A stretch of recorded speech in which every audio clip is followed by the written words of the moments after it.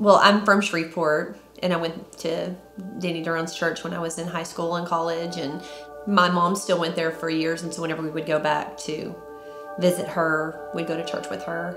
That's where he first saw Pastor Keith at, about 10 years ago. And he preached, and it was like, you know, love at first message. I mean, we just knew that he, you know, he just had that thing that just drew us in, and, you know, we just wanted more. I was pregnant with Remedy in 2009, and after she was born, they do the newborn testing. And the doctor called and said that, you know, there was an abnormality, we needed to bring her back.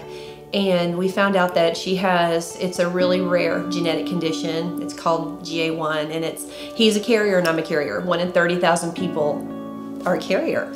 We found out she had that, then we took our son in, found out he had that. And what this is essentially is you can't break down protein in your body, and it accumulates and you have strokes and you have brain damage. And so they told us we'd have to bring our kids in every 2 weeks to have their blood levels checked. They would never be able to eat a regular diet. They would have to drink this shake for their entire life. And even with that, even with trying to control it, that the probability of having strokes is like 75%. And so after we got that news, then I got a call saying that I had lymphoma. And so you can imagine, you find out, you know, this is going on with your children. Then I find out I have cancer, and it was a really, really tough time. And, you know, I was raised in non-denominational churches. I was raised believing in healing, knowing that Jesus died for it and that it's ours. You know, but when you're faced with that in your life, and Satan is telling you, you're not gonna be here to raise your children, it's really tough. And I had to tune out everybody in our lives. We went to a Baptist church at that time, and they don't believe in healing. You know, it's if it be God's will. And so I had to tune all that out, and I had to just surround myself with only people who believed. I had to constantly just read the word and get it in me and stand on it. And whenever people would come around who didn't share my beliefs, I would just tell them, you know, you're gonna have to go. I don't want to hear that. And so I started chemotherapy. He was praying. I don't remember how far into my treatment it was, but he was praying one morning real early, and he said, I remember clearly that I laid my Bible down on my lap, and I just kind of laid my head back and closed my eyes. And I didn't hear an audible voice speaking to me, but I felt God's word speaking to my heart, if that makes sense. You know, and God told me, he said, as to Remedy and Maddox, he said, you can always test them for this disease, and they're always going to test positive for this disease if you want to test them. But no harm's ever going to come to them. And he said, as to Kat, let it be as you have asked. Set up, and I wondered if I was imagining the thoughts, or, you know, is this my, you know, imagination or what have you. And I didn't say anything to her for probably half a day, and then I told her, you know, I said, I know that I've heard from God, and I know the kids are going to be fine. We don't got to do all this nonsense. I just started confessing. When I get my PET scan done at 4 months, all my cancer is going to be gone. And I would tell the doctor, the nurses, and, you know, everybody thinks you're crazy, well, you know, but I think, religion all the time, you know, and I didn't care. I just started confessing it, and I had a tumor in my neck, and I had in my chest, and I would just put my hand on it, and I would just say, in the name of Jesus, you leave my body. And when I got my scan done at 4 months, it was gone. Every bit of it gone. My doctor told me, you haven't even had enough chemo. Your tumor should be shrinking. They shouldn't be gone. And they were gone. Look at my hair. He said I was the only person in 30 years he saw that didn't lose all their hair from that treatment. And it's gone. 100% of standing on his word. Well, when we went to the Baptist church after God healed me and healed my children, you know, I just realized these people don't believe what I believe. I'm surrounded by negativity. I'm surrounded by non-belief. And, you know, even after you're healed, you know, you still have to hold on to that. And you still have to, you know, every day walk it out. So every time that we would come to Dallas, which was about every 6 weeks, we would always come to ELC. And over the years, you know, we knew that it was our home. And whenever we would come and visit and then leave and go out to the parking lot, I would be so frustrated. I would see people leaving church and going to their cars who were members there and could just come on Wednesdays and come on Sundays and be part of groups, and I would just be like mad and jealous, and I would just cry. I'd get in the car and I would just be so upset because I knew that was our church.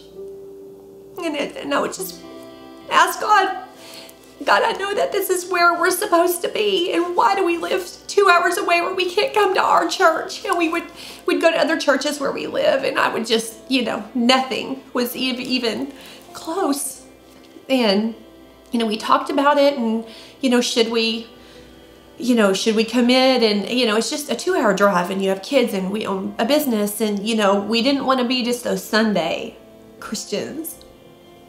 We wanted to be all in. So probably last January, we just talked, and we just came to a point where we were like a point in our marriage, where we just knew it wasn't where it should be, and it wasn't growing. And we've been married 18 years, and so you kind of get to a point in your marriage where you get so used to your routine and used to each other that you kind of stop trying, and you just kind of feel like you're just roommates, and so I just told him, because I would see every time that we would come to ELC, one message from Pastor Keith, and I would see the difference that it made in Brandon. I would feel the difference in my heart. He brings out that excellence, that desire to be excellent. And probably about a year ago, we just decided we're doing it. We're gonna drive. It's crazy. We're gonna leave the church that his whole family goes to, and they're gonna think we're crazy. But we don't care. We know that this is where we're supposed to be, and whatever it takes. We started tithing from the very beginning, and we didn't have the money to tithe. If you want to work the numbers out, the money wasn't there. We had just built a house. We had modest incomes. We just had our son was just born. We had just bought 2 vehicles. We're doing the whole thing. I mean, we're really in debt here, and we don't have the money to tithe, but we did. And I can't explain it, but even from the smallest amounts that we made as a family, it worked out. You couldn't work it out at the beginning of the month on paper. You'd come in the hole. But we would tithe anyway, and we always had, our needs were always met. Our ends were always met. And as we've grown in our incomes, we've grown in what we're given. And now it's not even the needs are met. It's just like, it is absolutely true. God will open the heavens over your life, and He'll pour out more than you can contain. And that is not all about money. I mean, it's really not about money. It's just like Pastor Keith said, it's about honoring God first, and then untying His hands and letting Him work in your life. Because when He says open the heavens, that doesn't mean money and new houses and new cars only. I mean, that's spiritual growth. That could be healing, that could be relationships, that could be anything. And for us, it has been all of those things. What we're experiencing now, the growth that is taking place in our companies right now, we really can't grow fast enough. And we're not going to force that, but there's more available for us to grow into than what we're able to meet at this time, but God has definitely blessed us. And also there's a lot of liability in our business, and our liability has gone down as much as our revenues have gone up, so it's just really been amazing. If you want open heavens over your life, over your family, over business, your career, you have to give God what's His, and then He can, do what He says that He'll do for you. It's crazy to me that people don't tithe, and I think if people would just do it, would step out in faith and do it, they would see that God is faithful, and they would see that they can have more than they ever imagined that they could by just giving God what's His. I have a tendency to not follow a real good straight line. And what she was talking about a while ago with the things that you need to let go. Drinking, partying a little bit or whatever. If you go on vacations and drinking too much or whatever, those have been my issues. And I know that getting behind people that demonstrate that there are more important things in life, and that all the good times here and the good times there that really don't have anything to do with drinking per se.